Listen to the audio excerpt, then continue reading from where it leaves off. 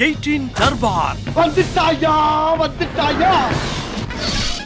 வணக்கம், வந்தனம், நமஸ்தே, நமஸ்கார், நமஸ்துதே. நான் உங்க எழில் 18 தர்பாருக்கு உங்களை அன்போடு வரவேற்கிறோம். இன்னைக்கு பாத்தீங்க அப்படின்னா நம்ம தர்பார்ல அந்தரத்துல தொங்கிட்டு போன ஒரு நடிகர், பால் கூட எடுத்து பரவசப்படுத்தின பக்தர்கள், ஜல்லிக்கட்டு காலையில வீரமா காலை அடக்கின காளையர்கள், இப்படி ஏகப்பட்ட விஷயங்கள் நம்ம தர்பாருக்குள்ள கணக்கு. வாங்க தர்பாருக்குள்ள போய் எல்லாத்தையும் பார்ப்போம்.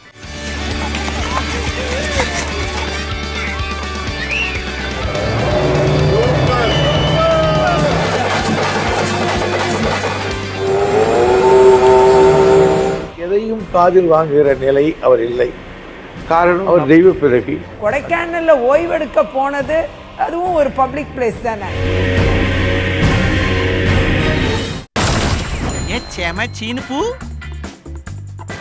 சிவகாசியில் இருக்கிற ஒரு இளைஞரை பத்தி தான் பார்க்க போறோம்.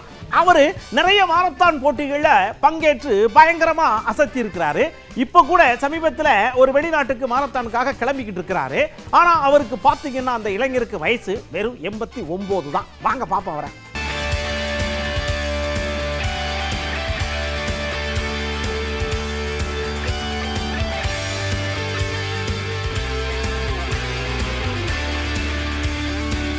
அம்மாடியோ, 89 வயசுலயும் உடல் தளராம இந்த இளம் சமூகத்தை கட்டி எழுப்பு போராடுற இவர்தான் மாரத்தான்ல சாதிக்கிற டிடி ராஜேந்திரன்.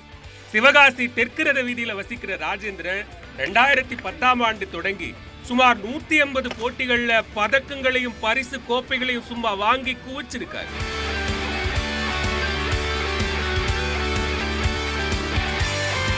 பிரான்ஸ், சிங்கப்பூர், சீனா உள்ளிட்ட பல நாடுகள்ல நடந்த போட்டிகள்ல பங்கேற்றவருக்கு 5000 மீட்டர் 10,000 மீட்டர் எல்லாம் சும்மா தூசு மாதிரி. இந்த நிலையில வர ஆகஸ்ட் மாதம் ஸ்வீடன்ல நடக்க போற உலக தடகள போட்டியிலையும் பங்கேற்க போறதா தெரிவிச்சிருக்காரு. என்னால இப்படி முடியுதுன்னா இளைஞர்கள் இதுக்கு மேல 100 பங்கு சாதிக்க முடியும். 89 வயசு இளைஞரனுடைய திறமையை கண்டு வியந்த பள்ளி மாணவர்கள்லாம் நாங்களும் அவரை போல வருவோம் அப்படின்னு நம்பிக்கையா தெரிவிக்கிறாங்க. அவங்க சொன்ன அறிகுறையெல்லாம் கண்டிப்பா நாங்க செஞ்சு பெரிய சாம்பியன் ஆகி இந்தியாவுக்கு பெருமை சேர்ப்பாங்க. ஓய்வெடுக்க வேண்டிய வயசுலயும் அடுத்த தலைமுறைக்கு உதாரணமா களத்துல நிக்கிற ஐயா டிடி ராஜேந்திரனை நாமளும் பாராட்டுவோம்.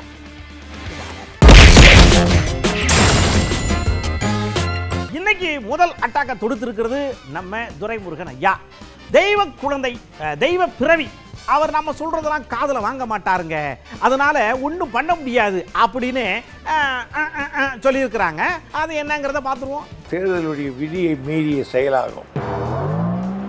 ஆக வாக்கு கேட்கிற பொழுது மதத்தையோ மத சார்ந்தையோ அதற்கான சைகையை மறைமுகமாகவோ நேரடியாகவோ தெரிவித்து வாக்குகளை கேட்கக்கூடாது என்பது.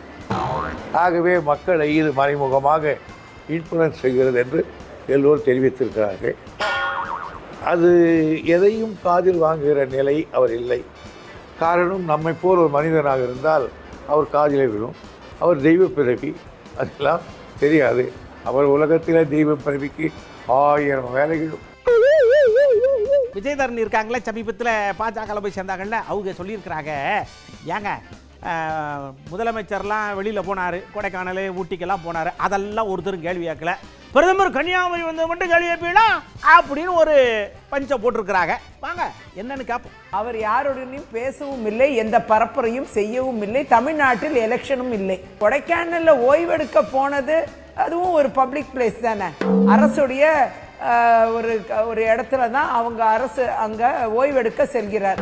அப்போ அதை எதுவுமே கேள்வி கேட்காத நீங்க தியானம் இருந்ததை போய் கேள்வி கேட்குறீங்க. அதுதான் எனக்கு ஆச்சரியமா இருக்கு. ஏங்க எதுக்குங்க இப்படி எல்லாம் கேள்வி கேட்குறீங்க? சைலண்ட் டேல சைலண்ட் அப் பண்ணியிருக்கிறாரு, என்ன தப்பு அப்படின்னு விஜயதரணி கேட்க, இந்த பக்கம் EVK இளங்கோவன், தயவு செஞ்சு மோடி மேல இருக்கிற அக்கறையில் நான் சொல்றேன், தியானத்தை கைவிடுங்க அப்படின்னு அவர் தன் பங்குக்கு அவருடைய அக்கறையை வெளிப்படுத்தியிருக்கிறாரு. வாங்க அந்த அக்கறையை பார்ப்போம். விதியில இருக்கு, பிரபகண்டா பண்ணக்கூடாது, பேசக்கூடாது. நீங்க போய் தியானம் எதுக்கு இருக்கிறீங்க? நாட்டில் இருக்கிறவங்களுக்குலாம் நல்லபடியா குழந்தைகள் பிறக்கணுன்றதுக்காக போய் இருக்கீங்க. நீங்க போய் இருக்கிறது தேர்தலுக்காக தான் இருக்கிறீங்க. நானே கூட எங்க போனாலும் சரி சார், வைக்கத்துக்கே போனாலும் சரி சார், வைக்கத்துல போய் பெரியாருக்கு எது யாகம் பண்ணாங்க, தியானம் பண்ணாங்க. கடைசியில் பெரியார் நல்லா இருந்தார் 100 வயசு வரைக்கும். அந்த மகாராஜா இறந்து போயிட்டாரு. நான் தான் மோடி மேல் இருக்கின்ற அன்பினால் தான் சொல்கின்றேன், தயவு செய்து ஞானத்தை கைவிடுங்க. திருப்பரப்பு அருவியில திபுன்னு தண்ணி கொட்டுது. அதனால மக்கள் எல்லாம் இங்க வருங்க, எங்களெல்லாம் கட்டுப்படுத்த முடியாது, தண்ணி எப்படி வேகமா வந்து விடுதோ அதே மாதிரி நாங்களும் வேகமா வருவோம் அப்படின்னு சொல்லி வந்து விட்டாங்க. 1000 கட்டுப்பாடு இருந்தாலும் எங்களை அணை போட்டு தடுக்க முடியாதுப்பா அப்படின்னு சொல்றாங்க. எங்கப்பா எவ்வளவு தண்ணி! அடிக்கிற வெயிலுக்கு அழகா குளிக்கணும்யா.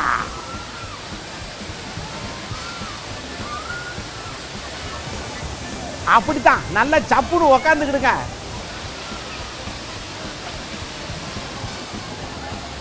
ஐயோ நமக்கு இப்படி போக முடியலையே, நம்ம என்ன பண்றதுன்னு சொல்லியே.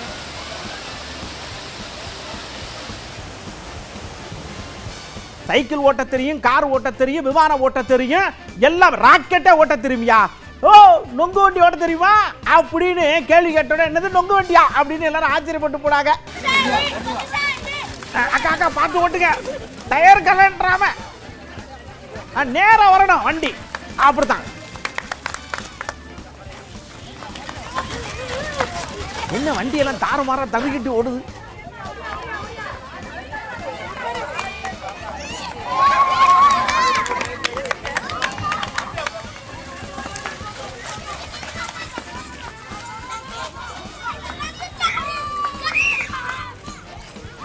ராமநாதபுரம் பக்கத்துல ரெட்ட மாட்டு வண்டி பந்தயம் சும்மா ஜிகு நடந்திருக்குது.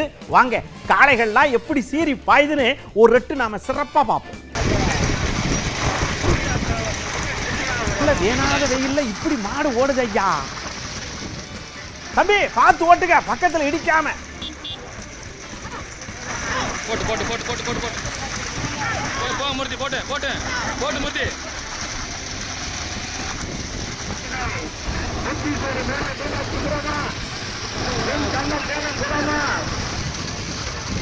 அருமையான ஓட்டம், அற்புதமான ஓட்டம்.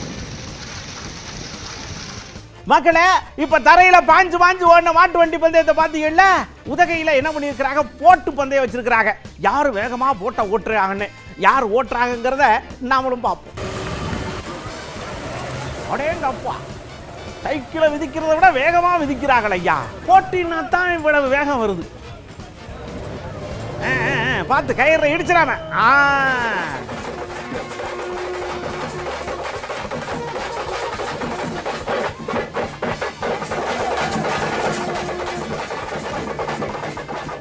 வாங்க அந்த உற்சாகத்தோடயே புதுக்கோட்டைக்கு போய் அங்க என்னது ஜல்லிக்கட்டு தான், வேற என்ன, வாங்க பாப்போம்.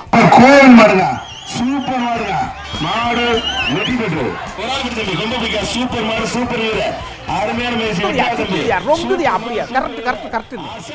சூப்பர் மாடுங்க, மாடு வெற்றி பெற்றது, சூப்பர் மாடுங்க, மாடு வெற்றி பெற்றது. சிங்க மாதிரி பாஞ்சு வருது மாடு, பிடிச்சு பாரியாயே, என்னைய பிடிச்சு பாரியா. மாடு ரிட்டர்ன், மாடு கம்பி எச்சரிக்கை, மாடு ரிட்டர்ன், வர்ற மாடு நம்ம கம்பபிடிக்கா, சூப்பர் மாடு, ஆடு சூப்பர், அருமையான வீரர், அருமையான மேய்ச்சி விட்டு அந்த சூப்பர் மாடுங்க, மாடு வெற்றி பெற்றது. அதாவது இந்த வைகாசி மாசம், சித்திரை வைகாசி மாசம்னாலே திருவிழா தான் போங்க. அதுவும் தெற்க வேற மாதிரி.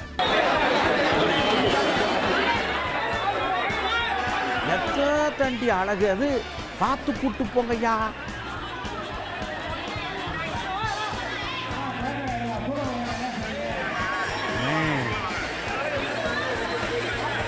ஆக அருமையான பாலாபிஷேகம். மக்களை 18 தர்பாரை இதோட நம்ம நிறைவு செய்யக்கூடிய நேரம் வந்தாச்சு. நீங்க எல்லாருமே சூப்பரா என்ஜாய் பண்ணிருப்பீங்க அப்படின்னு நான் கண்டிப்பா நம்புறேன். சரி, நான் கிளம்புறதுக்கு முன்னாடி ஒரே ஒரு விஷயத்தை சொல்றேன். 118 வேக்கன்சிங்க டிஎன்பிஎஸ்சி அனௌன்ஸ் பண்ணியிருக்கிறாங்க. ஜூன் மாதம் 14ஆம் தேதி கடைசி தேதி. அதனால் எல்லாருமே நீங்கள் டிஎன்பிஎஸ்சி வெப்சைட்டுக்கு போய் பாருங்கள். அசிஸ்டண்ட் கேட்டகரியில் தான் அதெல்லாம் இருக்குது, ஆஃபீஸர்ஸ் கேட்டகரியில். ஸோ யாரெல்லாம் எலிஜிபிளாக இருக்கிறீங்களோ அவங்கெல்லாம் அப்ளை பண்ணி உங்களுடைய கனவை நனவாக்கிக்கோங்க. ஸோ இதோட நான் கிளம்புறேன். இனிமையான இரவு நேரத்தில் இதமான உறக்கம் உங்கள் கண்களை தடுபட்டும், மனம் அமைதி பெறட்டும் அப்படின்னு சொல்லிட்டு நான் இப்போ உங்கள்கிட்ட இருந்து கிளம்புறேன். மீண்டும் அடுத்த தர்பாரில் சந்திக்கிறேன். அதுவரை உங்களிடமிருந்து விடைபெற்றுக் கொள்வது உங்கள் அன்பு நண்பன்களில். வணக்க மகளே. 18 தர்பார் வந்துட்டாயா.